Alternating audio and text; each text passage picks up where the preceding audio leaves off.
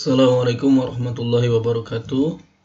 Kita lanjutkan pertemuan kita untuk di pengantar fisika material dengan topik solid solution. Ini sebenarnya kalau bahasa sederhananya ini adalah paduan. Bisa aja dia umumnya adalah paduan logam ya.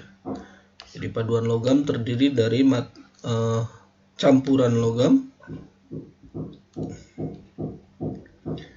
di mana campuran logam ini dianggap sebagai solid solution, di mana kalau ada dua bahan A dan B, maka bahan A bisa disebut sebagai zat terlarut,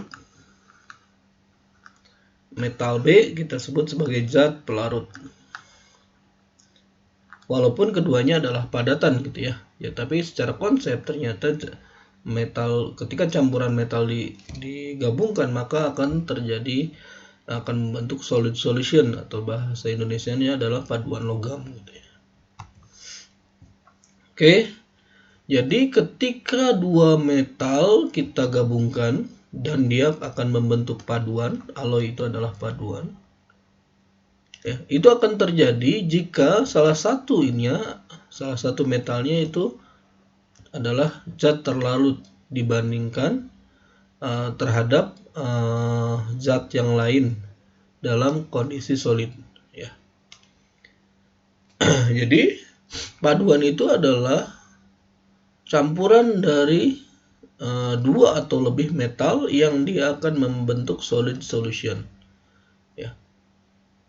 Alasannya kenapa? Sebenarnya secara atom, jadi kita melihatnya secara atomik, bahwa ketika dua metal digabungkan, misalnya dicampurkan, kemudian dipanaskan, dan kita melihat apa yang terjadi pada kristalnya, maka kita akan melihat bahwa ada beberapa jenis solid solution ya. Utamanya itu memang ada dua. Pertama adalah substitusional, yang kedua adalah interstitial. Ya, substitusional itu adalah ketika atom yang terlarut itu akan menggantikan atom-atom pelarutnya. Jadi dia akan masuk dan menggantikan posisi atom pelarutnya. Misalnya Cu dengan nikel gitu ya. Dimana misalnya atom Cu itu akan menggantikan atom nikel, atau Cu dengan Au, maka Cu itu akan menggantikan atom-atom Au gitu. Sehingga dia terdiri dari akan menjadi paduan. Nah, yang menarik adalah contoh misalnya berkaitan Cu dengan Au ya. Cu dengan Au, maka itu akan menentukan kualitas paduannya. Apakah emas 24 karat misalnya gitu, 22 karat, atau lebih rendah gitu. Dan itu menentukan harganya gitu ya. Walaupun juga menentukan kualitasnya. Jadi kalau misalnya emas yang mudah dibentuk misalnya, itu berarti karatnya lebih rendah.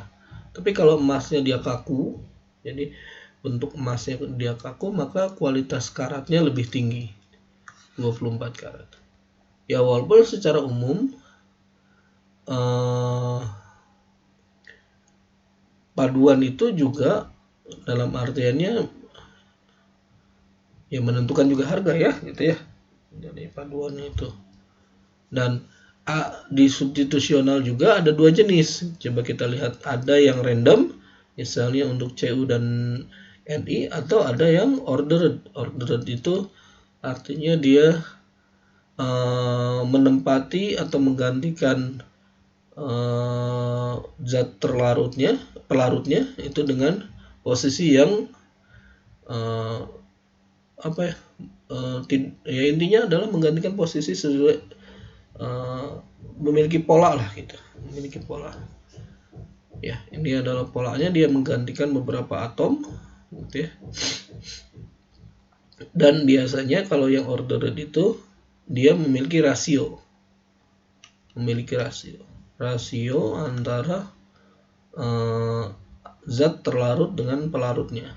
Kalau random itu biasanya yang seperti Cu nikel ini tidak ada pengaturan khusus terhadap, atau pengaturan khusus penyusunan atomnya, jadi dia bisa di mana saja gitu ya. Nah, ada lagi interstitial. Biasanya interstitial itu untuk zat terlarut yang ukurannya lebih kecil dibandingkan solvent atau pelarutnya, sehingga si atom misalnya karbon itu bisa masuk ke dalam kristal besi, misalnya Cu ini terlarut pada atom besi dan dia akan membentuk baja gitu. Tetapi sebenarnya lebih jauh dibandingkan, dalam tanda kutip, bukan hanya si atomnya menggantikan atau si atomnya masuk ke dalam struktur kristal, tetapi interaksi antara atom dengan atom terlarut dengan atom pelarutnya itu akan menghasilkan interaksi yang menarik, ya. Misalnya mengubah besi yang tadinya mudah berkarat menjadi stainless gitu ya. Mengubah misalnya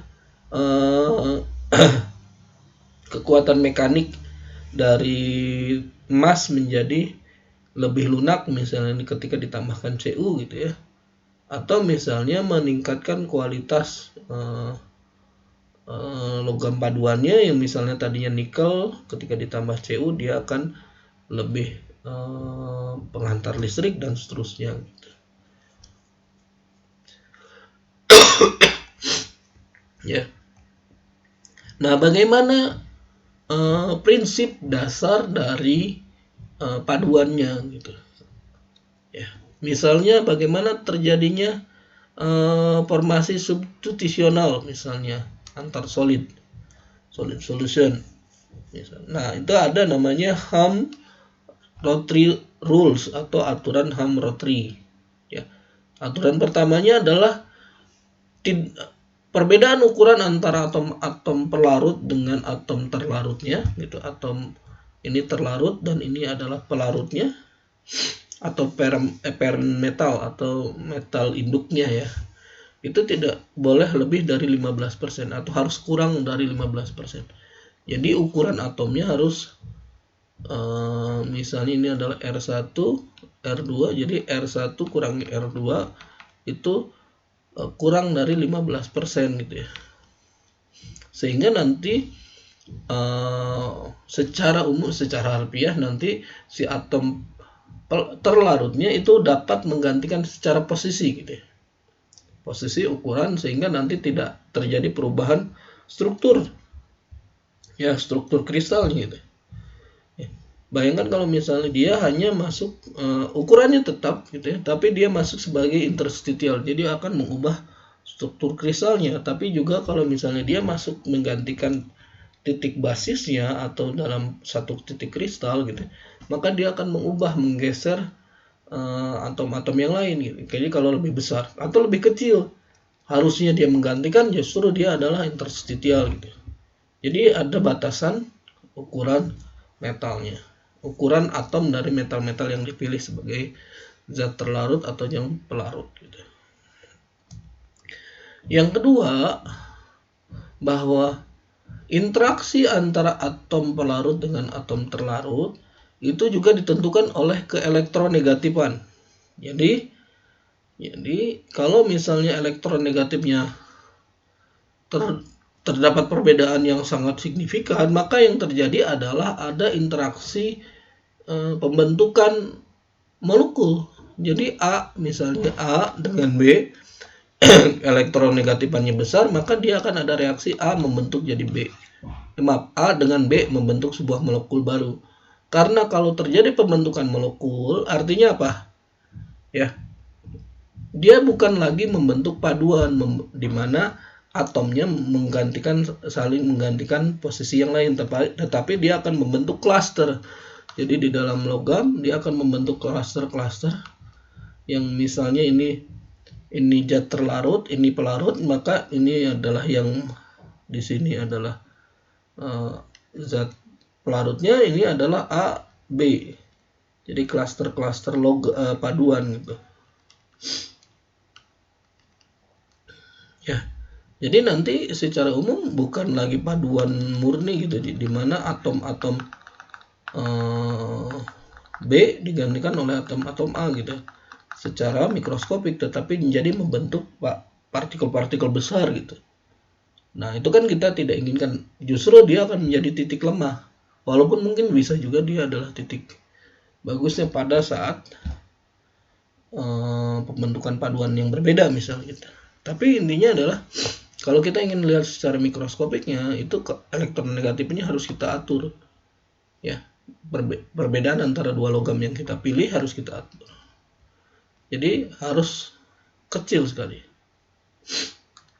Nah, selain itu juga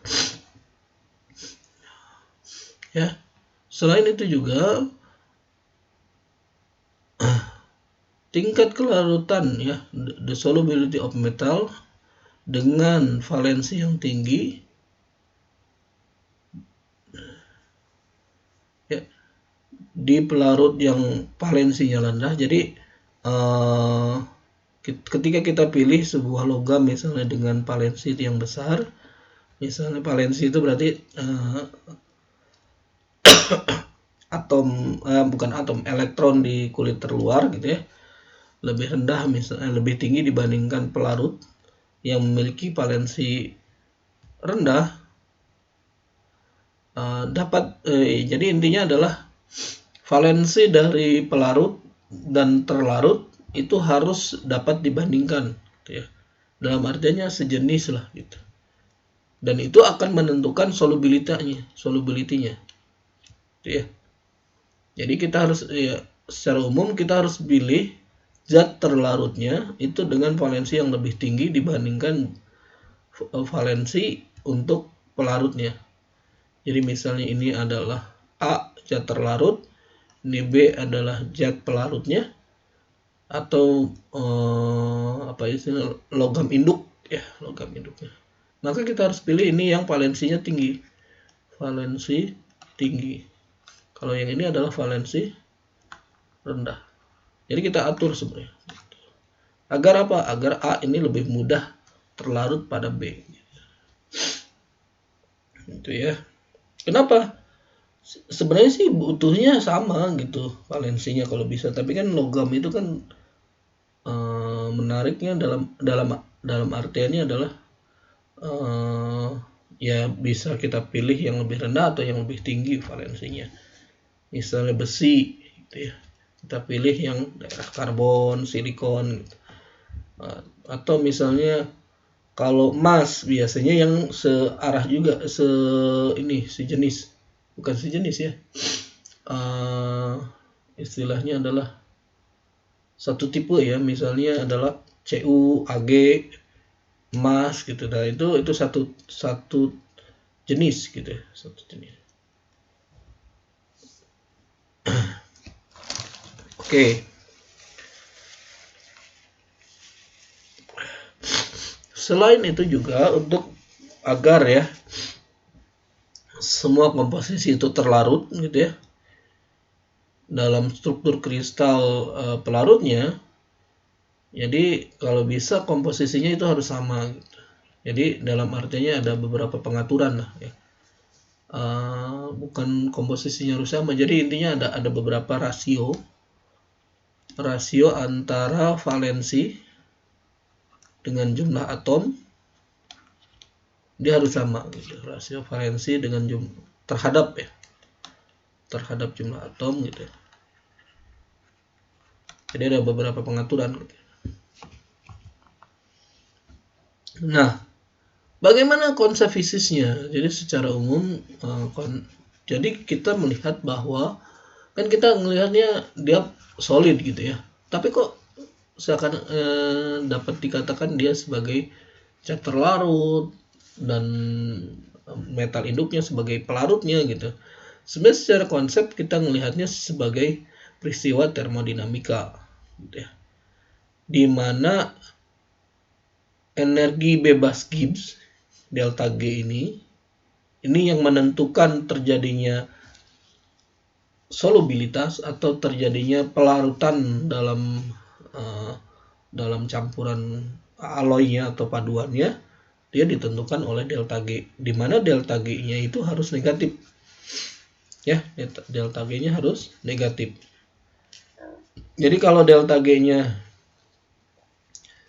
positif, dia akan menentukan terbentuknya reaksi kimia, ya. Jadi reaksi kimia.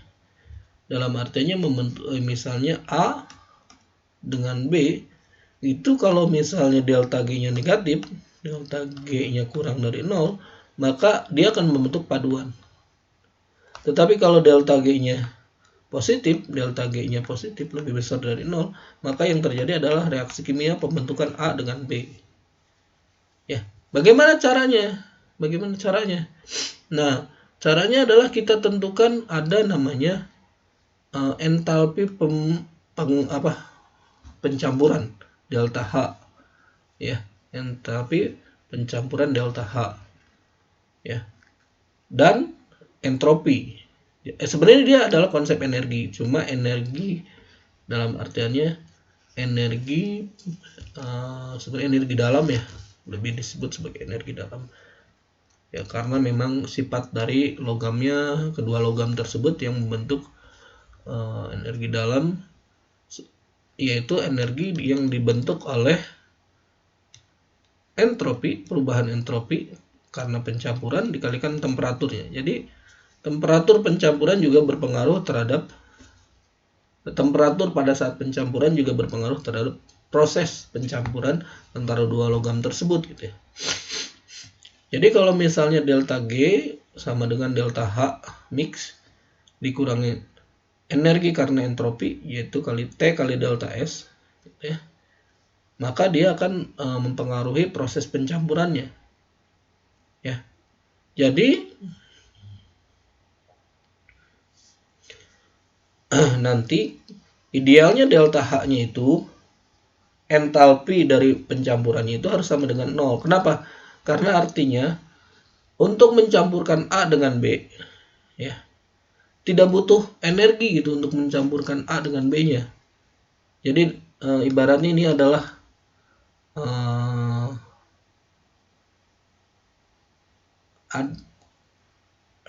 ini A, ini B, gitu ya.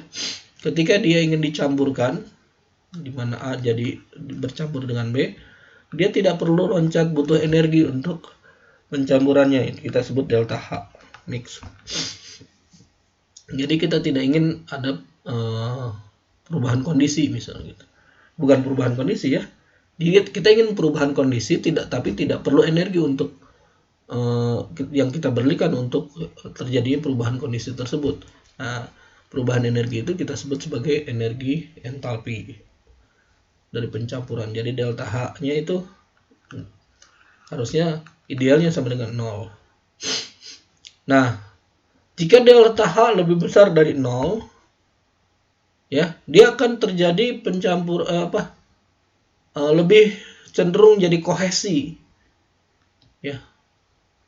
Kohesi itu artinya membentuk dirinya sendiri, jadi gumpalan A dan gumpalan B gitu, membentuk masing-masing metal A, metal B tidak tercampur, sehingga yang terjadi adalah clustering, ya. Sedangkan kalau misalnya delta H kurang dari 0, jadi dia akan membentuk ikatan antara A dengan B, gitu ya, atau disebut sebagai reaksi kimia, ya, ada reaksi kimia antara A dengan B, ya, sehingga pada akhirnya ya tetap terjadi clustering A B, jadi reaksi antara A B membentuk metal baru di dalam B, gitu. Jadi kita usahakan delta G-nya harusnya tetap negatif, ya, negatif. Dan ya dengan cara apa? Bisa jadi dengan cara peningkatan suhu. Jadi kalau delta H-nya misalnya lebih besar dari 0, maka suhunya kita naikkan gitu ya. Atau misalnya jika delta H-nya kurang dari 0 misal gitu ya, maka suhunya kita rada rendahkan gitu, dengan sehingga nanti reaksinya tidak pembentukan kohesi gitu ya, antara A dengan A, B dengan B, atau reaksi kimia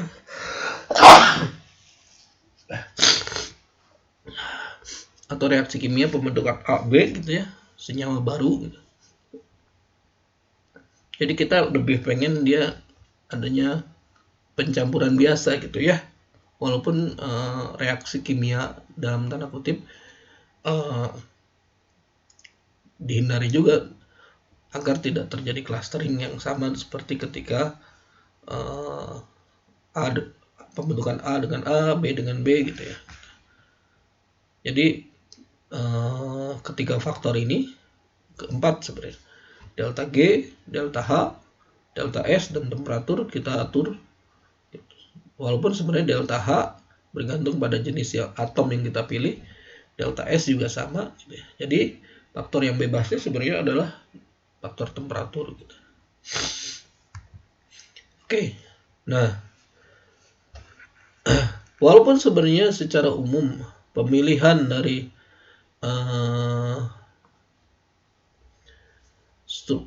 atom-atom itu bebas sebenarnya, tapi juga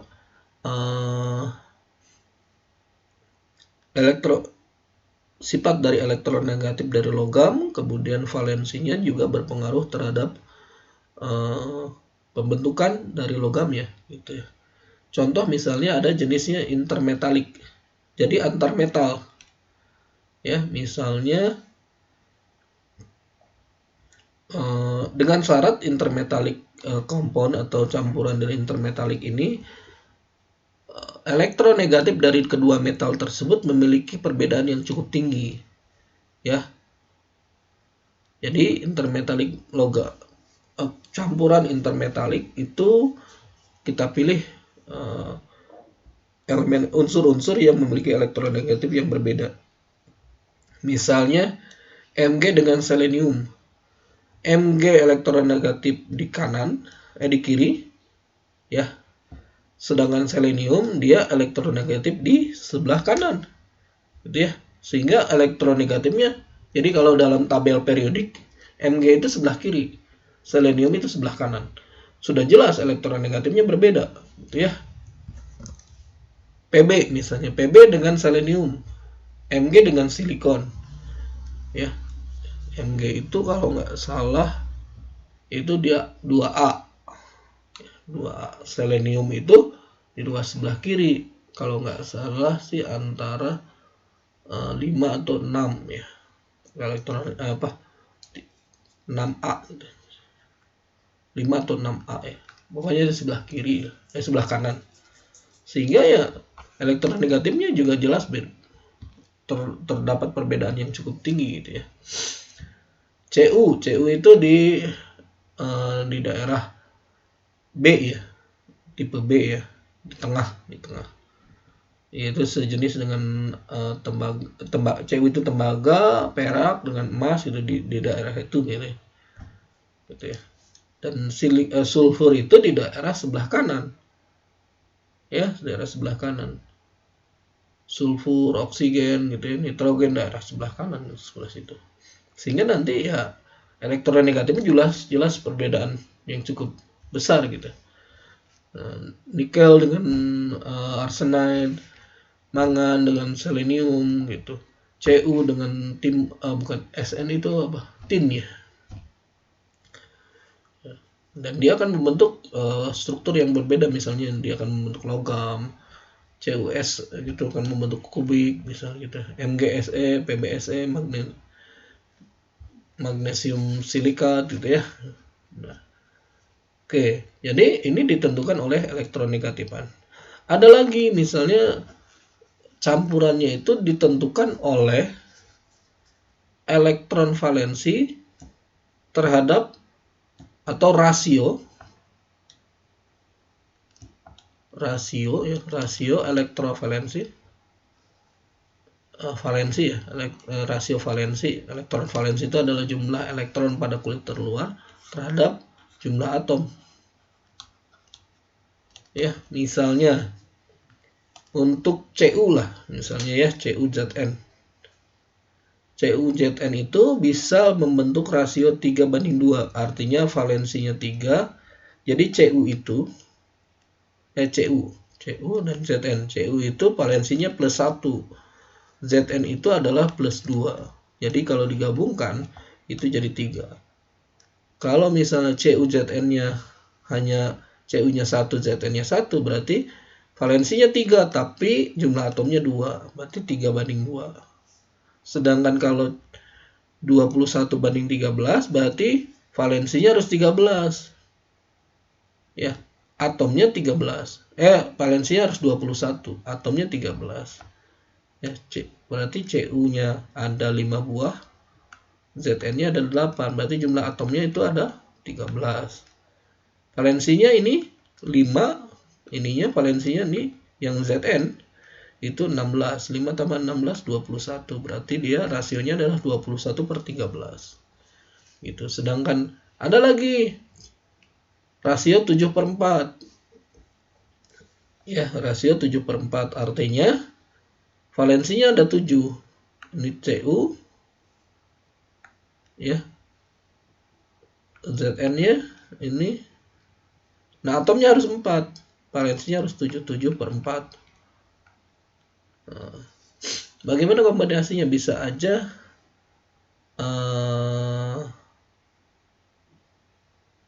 ini 3, bisa 3 berarti valensinya ada berapa? 6 ya. Cu-nya 1 berarti valensinya 1. Nah, ini bisa. Berarti CuZn3. CuZn3.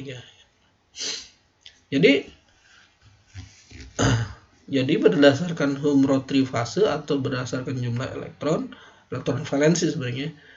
Jadi nanti valensi terhadap rasio valensi terhadap atom juga menentukan menentukan jenis paduan. Nanti tipe-tipe paduannya akan berbeda.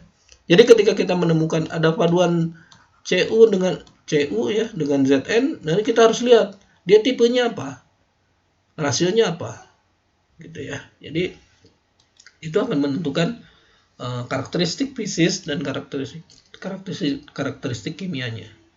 Jadi harus diperhatikan. Ada lagi fase Laves, gitu ya, yaitu fase pembentukan Ab2. Gitu. Jadi MgCu2, MgZn2, Mg nikel 2 gitu ya. Gitu. Dan masing-masing nanti walaupun misalnya struktur kimianya sama gitu ya, MgCu2, MgZn2, Mg nikel 2 itu akan menghasilkan struktur kristal yang berbeda. Ada yang kubik, ada yang heksagonal dan lain-lain. Nah,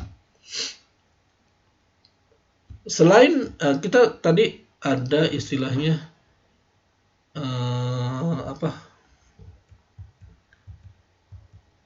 substitusional ya. Substitusional kita ada 2 jenis. Ada substitusional random, ada substitusional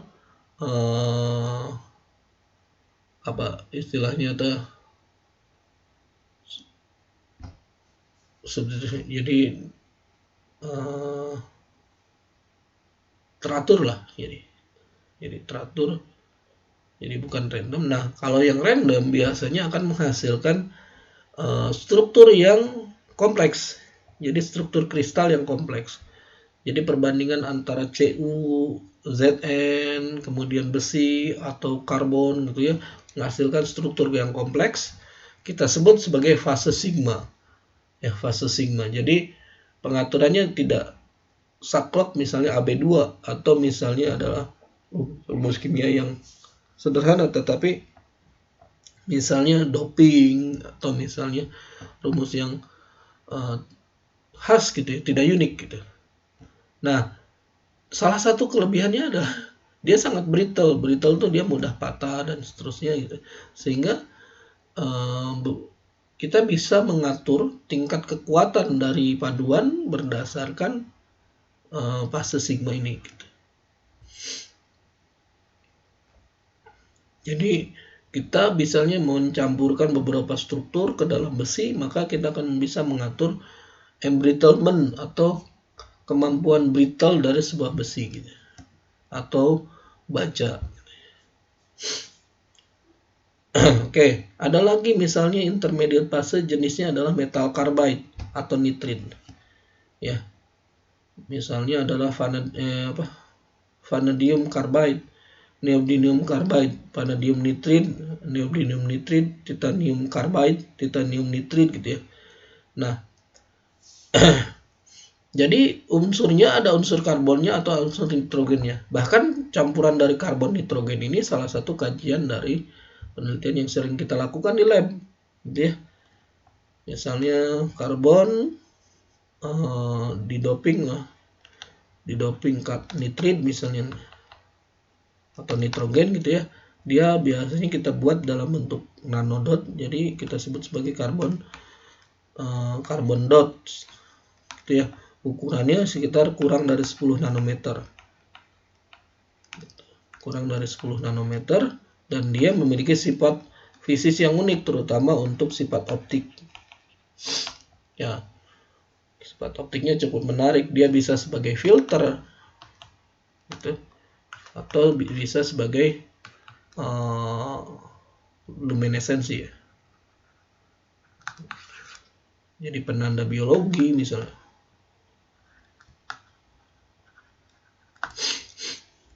Jadi bidang nitrit ini, bahkan beberapa juga misalnya kita bisa buat dalam bentuk kristal yang besar ukuran, ya, dalam bentuk boron karbid misalnya, atau kita gabungkan misal boron karbon nitrit misal atau oksinitrinnya gitu, sehingga dia memiliki sifat struktur yang baru dan bisa menghasilkan sifat-sifat fisis yang menarik, terutama untuk optoelektronik, ya. Oke, sekian kuliah kita hari ini.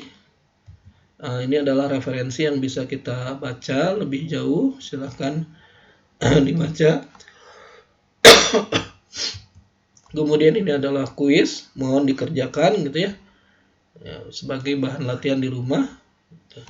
Ini termasuk nomor kuis yang selanjutnya, silahkan dibaca lebih lanjut, ya. Sekian kuliah kita hari ini, semoga bermanfaat. Wassalamualaikum warahmatullahi wabarakatuh.